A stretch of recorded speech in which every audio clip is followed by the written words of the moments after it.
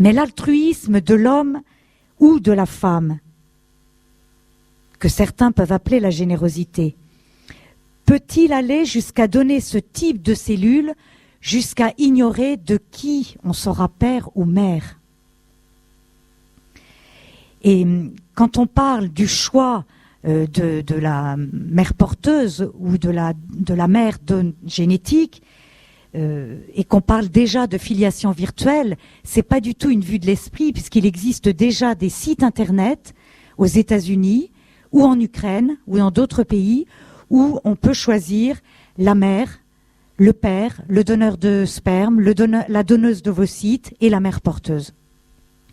Donc tout ceci conduit à une filiation virtuelle dont on ne connaît ni le père ni la mère génétique. Le deuxième domaine qui sera abordé dans le cadre des révisions des lois de bioéthique concerne la médecine régénérative ou le droit à la santé. La médecine régénérative n'est plus un mythe. Avec la thérapie cellulaire, elle est devenue réalité. Les découvertes récentes sur les cellules souches adultes et issues du sang du cordon ombilical laissent entrevoir des espoirs de guérison. Remplacer des cellules malades, reconstituer des tissus ou des organes endommagés devient possible grâce à ces cellules si précieuses. L'enjeu de la révision des lois de bioéthique de 2009 ou 2010 portera sur le type de cellules utilisées. Alors que les travaux sur les cellules souches embryonnaires ne donnent aucun résultat, faut-il que la loi maintienne leur utilisation même à titre dérogatoire? D'ailleurs, aujourd'hui, les défenseurs de la recherche sur les cellules souches embryonnaires savent bien que le but n'est plus thérapeutique. Et le professeur Péchanski, qui est un spécialiste, le grand spécialiste de la recherche sur les cellules souches embryonnaires, le dit très clairement. Il souhaite que soit autorisée la recherche sur les cellules souches embryonnaires pour la recherche fondamentale. On ne parle plus aujourd'hui de la recherche thérapeutique. Et l'agence de biomédecine souhaite aussi la levée du système dérogatoire pour améliorer la technique de la fécondation in vitro, c'est-à-dire pouvoir faire de la recherche sur les embryons pour comprendre la technique de la fécondation in vitro et améliorer cette technique. Puisque aujourd'hui, vous savez que le taux de succès est de 20%, donc il est très très faible.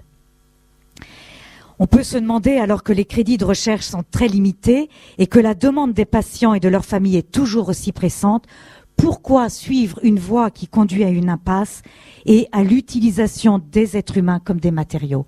Et j'en viens à ma troisième partie, les enjeux politiques.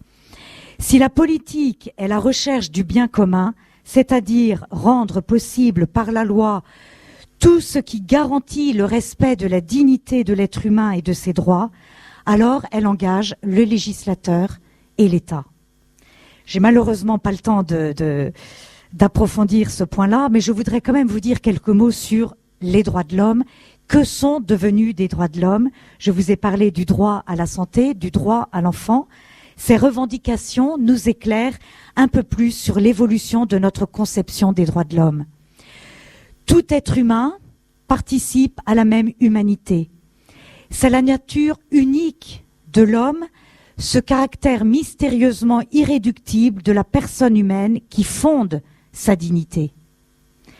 Cette dignité unique dans la création est fondatrice des droits de l'homme. Et jusqu'à la déclaration de 1948, dont nous fêtions le 60e anniversaire l'an dernier, cette conception réaliste est unanimement reconnue. L'homme ne s'invente pas, il existe, il est sujet de droit antérieurement aux institutions politiques ou juridiques. Cette déclaration est reconnue comme patrimoine commun de toute l'humanité. Ces droits sont liés à la nature de l'homme, si bien qu'ils ont une portée universelle. Mais cependant, à peine fut-elle proclamée que cette déclaration de 1948 fut remise en cause par l'individualisme, le relativisme et le volontarisme. Dans la nouvelle conception des droits de l'homme, l'homme n'est plus considéré comme une personne capable de relation avec son semblable, ouvert à autrui et à la transcendance, il est réduit à son individualité. Il est un être particulier qui se choisit ses vérités, ses intérêts et ses plaisirs. Les droits de l'homme sont devenus alors un catalogue de revendications ponctuelles que la loi doit reconnaître. Droit à l'avortement, droit à l'enfant, droit à être parent, droit reproductif, droit à la santé, etc., etc. Ils sont devenus l'expression de la volonté souveraine de l'individu qui devient sa propre mesure. Ce que je choisis est bien puisque je l'ai choisi. C'était d'ailleurs le slogan de campagne du ministère de la Santé au printemps dernier pour une énième campagne sur la contraception. La bonne contraception, c'est celle que je choisis. Ce qui, sur un plan scientifique, est totalement ridicule. Parce que, entre nous, sur un plan purement technique et scientifique, entre le préservatif et la pilule, il y a quand même une différence considérable. La pilule, c'est en fait un suicide assisté. Et si. Parce que c'est un tel poison que vous injectez dans le corps de la femme qu'à la longue, il ne faut pas s'étonner qu'il y ait des problèmes cardiaques, des problèmes vasculaires, et donc on ne prend pas en compte, non, on ne prend pas assez en compte les conséquences. Merci de laisser terminer, madame, et puis nous aurons un temps de questions à la fin. On ne prend pas assez en compte les conséquences d'une prise pendant 20 ans, 30 ans de la pilule chaque jour. Je vous assure. Mais vous pourrez poser votre question. Donc, ce que je choisis est bien puisque je l'ai choisi. Les dangers de ce relativisme ont été signalés par le pape Benoît XVI lors de la célébration du 60e anniversaire de la Déclaration des droits de l'homme de 1948 au printemps dernier. Les droits de l'homme sont toujours plus présentés comme le langage commun et le substrat éthique des relations internationales. Tout comme leur universalité, leur indivisibilité et leur interdépendance sont autant de garanties de protection de la dignité humaine. Ces droits trouvent leur fondement dans la loi naturelle inscrite au cœur de l'homme. La grande variété des points de vue ne peut pas être un motif pour oublier que ce ne sont pas les droits seulement qui sont universels, mais également la personne humaine sujet de ces droits. Et donc, le véritable enjeu, c'est de réconcilier la science avec l'homme et de mettre fin à la confrontation entre scientisme et humanisme. En 2004, pour justifier la recherche sur l'embryon par dérogation, le législateur a avancé l'idée de l'urgence thérapeutique. Alors qu'aucun résultat n'a été obtenu, les malades et leurs familles seraient-ils les grands oubliés de ce débat ? Les récentes découvertes scientifiques inconnues en 2004, et je pense en particulier, cela a été dit ce matin, les travaux sur les cellules souches adultes ou sur les cellules souches issues du sang du cordon, donnent l'occasion aux législateurs de réconcilier enfin la recherche scientifique avec le respect sans condition dû à l'être humain, quel que soit son état de santé ou son stade de développement. Et donc la question centrale est celle-ci. Quelle société voulons-nous ?